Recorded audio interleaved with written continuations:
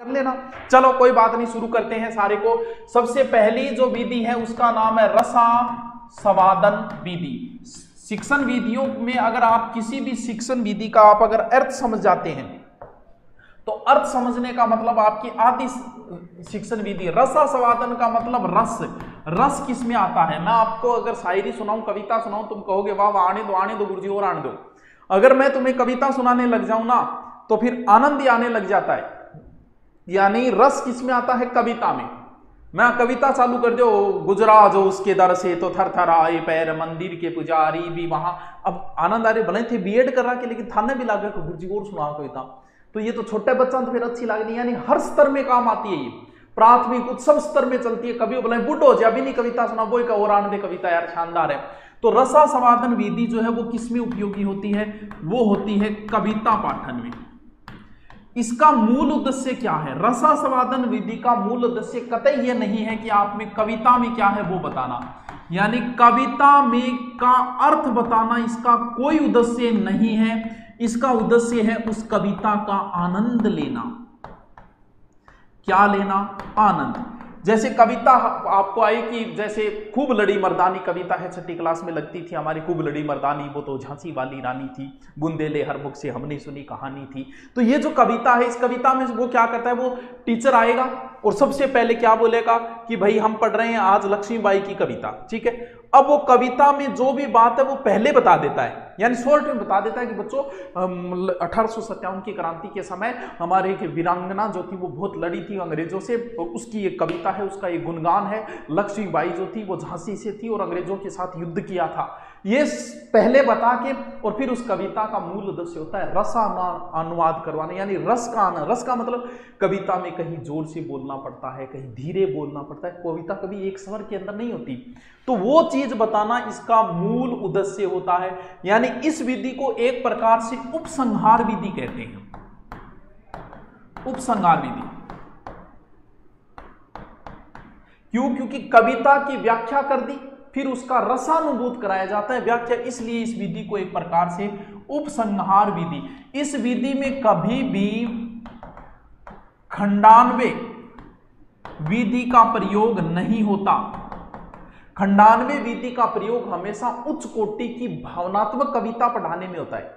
जैसे कोई भावुक हो जाता है कई बार, बहुत सारे ऐसे हैं जो अपनी पुत्री के लिए, सरोज एक कविता है किसकी, मैं पता नहीं किसकी कविता की, मुझे अब तो याद नहीं, बहुत पहले पढ़ा था। तो वो उसमें वो अपनी पुत्री की याद में लिखते हैं, उनकी पुत्री की डेथ हो जाती है, वो उनकी पुत्री की याद में लिखते हैं। तो वो एक क्या है, वो भावनात्मक कविता है। तो खंडान्वय विधि का प्रयोग उच्च कोटि की भावनात्मक, जिसमें प्रश्नों का अधिक अनुचित प्रयोग होता है, यानी बिना मतलब प्रश्न मत। जब कविता प्रारंभ हो गई ना तो फिर सिर्फ कविता को ही फोकस रखो तुम। नहीं कि यहां पर कवि ये कहना चाहता है, यहां पर कवि ये कहना चाहता है, उसमें आनंद भंग हो जाता है।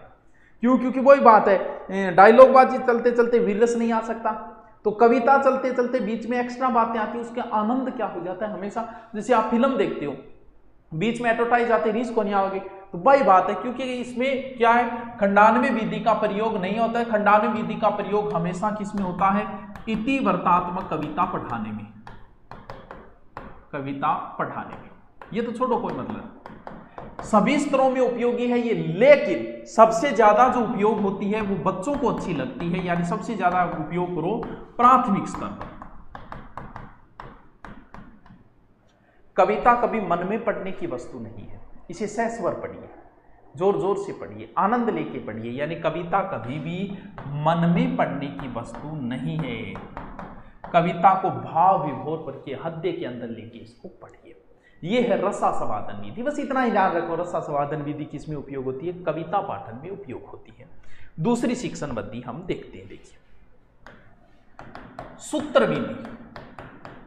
सूत्र को मतलब समझोगे ट्रिक है, कई बार हम ट्रिक बनाते हैं नहीं, सीधा सीधा याद रखो। देखो सह से सूत्र, सह से संस्कृत, यानी सूत्र विधि कहां से आई है, सूत्र विधि संस्कृत से आई है। आपने भी रीट की तैयारी में संस्कृत विषय लिया है तो आपने कभी माहेश्वरी सूत्र, कभी पता नहीं कौन कौन से सूत्र रटे होंगे। क्यों, क्योंकि पूरी संस्कृत सूत्र में चलती है। पाणिनि की अष्टाध्यायी भी संस्कृत सूत्र में है, ये लो जी, यानी पाणिनि की अष्टाध्यायी तक इसके अंदर है। सूत्र में कभी उदाहरण नहीं बताए जाते। भाई उदाहरणों का कितना सूत्र बनाने, गुण संधि के उदाहरणों के कितने सूत्र बना लोगे? सूत्र तुम सिर्फ गुण संधि के ट्रिक का बना सकते हो। इसका मतलब गुण संधि के नियम का सूत्र बना सकते हो, गुण संधि के लाखों उदाहरणों की ट्रिक नहीं बना सकते। यानी इसके अंदर सूत्र जो बनेगा वो किसका बनेगा? वो नियम का बनेगा। नियम से उदाहरण की ओर किसमें? निगमन विधि के अंदर होता है। यानी एक प्रकार से ये निगमन विधि की ओर प्रारंभ, यानी सिद्धांत से आरंभ होकर नियम से उदाहरण की ओर चलती है निगमन। वैसे टोटल जो बताते हैं कि 6 प्रकार के सूत्र बताए गए हैं। ये तो चलो छोड़ो, आप सीधा सीधा ये ध्यान रखो कि संस्कृत पढ़ने में नियम से उदाहरणों की ओर छोटे बच्चों के लिए उपयोगी नहीं है। भैया यार छोटे टावरान थे, बिना कुछ सोचते समझे बन सीधा सूत्र रटा देगा, मारोगे टावरान, जान देगा कि टावरान। अब आपको सूत्र बता दिया जाए कि विगुण संधि का ये ट्रिक है, यण संधि का ट्रिक है, सीधा याद रखो, ई का ये ऊ का वे री का रे होगी गुण संधि, आपके चल जाएगा। लेकिन बच्चे को बेचारे को वही सूत्र रटा दिया आपने, तो ये निम्न कक्षाओं के लिए बिल्कुल भी उपयोगी नहीं। बच्चे को तो पूरी चीज खोल के समझाओ, विद्यालय में विद्या है प्लस आलय है, ये है, जबकि ये कहाँ उपयोगी होती है? ये हमेशा क्या होती है? उच्च कक्षाओं में उपयोगी है। और सूत्र को समझना क्या है भैया? सूत्र को तो रटना है। जैसे हमने भी रटा था 12वीं में, है हेली बेब कनक उपनेना मगल शिव सकल का, यानी hydrogen helium lithium barium boron carbon, रटना है। रटने वाली चीजें तो सही नहीं है, अमनोवैज्ञानिक मानी गई है। तो ये क्या है? ये एक प्रकार की अमनोवैज्ञानिक विधि है, अमनोवैज्ञानिक विधि है जो सिर्फ रटना पे बल देती है, निरसंशय शुष्क विधि है। आपको पता है सिद्धांत कौमुदी भी कहते हैं कि सूत्र से ही पढ़ाई जाती है। तो बस सूत्र विधि की इतनी बात है। अब थे ना कोई जी यहाँ थोड़ा सो तो ही बताए है ही, तो तू डंगी जगह कोचिंग कर रखी है, कोई नई बात लगी है तो लिख दे नीचे, क्यों? क्योंकि बात मास्टर इतनी है। तो सूत्र विधि संस्कृत से आई है, निगमन विधि पे कार्य करती है, रटने वाली है, मनोवैज्ञानिक है, सिर्फ उच्च कक्षाओं में आप इसका प्रयोग कर सकते। अब जो आ रही है एक विधि, ये बड़ी इंपॉर्टेंट है। कौन सी विधि? प्रत्यक्ष विधि। प्रत्यक्ष विधि, इसका सर्वप्रथम प्रयोग या इसके जो प्रतिपादक कह सकते हैं फ्रांस के गुइन महोदय थे। इसे हम प्रत्यक्ष विधि यानी सामने देखने वाली है, तो आप इसका दूसरा नाम लिख सकते हो सुगम विधि, प्राकृतिक या निर्बाध विधि भी लिख सकते हो। इस विधि का ज्यादा बताएंगे विधि क्या है। इस विधि का ज्यादा प्रयोग जो होता है वो हमेशा छोटी कक्षाओं में होता है, यानी प्राथमिक कक्षाओं में। इसका उपयोग कैसे करना है? प्राथमिक कक्षाओं में। और क्या? पै से प्रत्यक्ष, पै से पश्चिमी देश, पश्चिमी देश ही तो है ये भाई। सबसे पहले फ्रांस के गुइन महोदय पश्चिमी देश, ये तो इसका प्रयोग सर्वप्रथम कहां हुआ था? पश्चिमी देशों में। प्रत्यक्ष का अर्थ क्या होता है? देखना। प्रत्यक्ष का अर्थ देखना ही तो है। बिल्कुल गुरुजी, प्रत्यक्ष को विलोम परोक्ष हो गया, देखने में, यानी आप पढ़ाओ देखने में। कैसे? जैसे आपको पढ़ाना है ऐसे अनार, देखो, यानी ये विधि जो है वो वस्तुओं को प्रत्यक्ष देखने दिखाए जाते हैं। प्रत्यक्ष देखने यानी जो भी कोई चीज है, जीव जंतु आपने उसका प्रत्यक्ष चित्र बनाओ। जैसे आप पढ़ा रहे हो ऐसे अनार, तो सागे चित्र ले आओगे, ओ लुटावरो अनार वो चित्र। बै से बकरी, तो भाई चित्र ले आओगे, ओ देखो टावरो बकरी।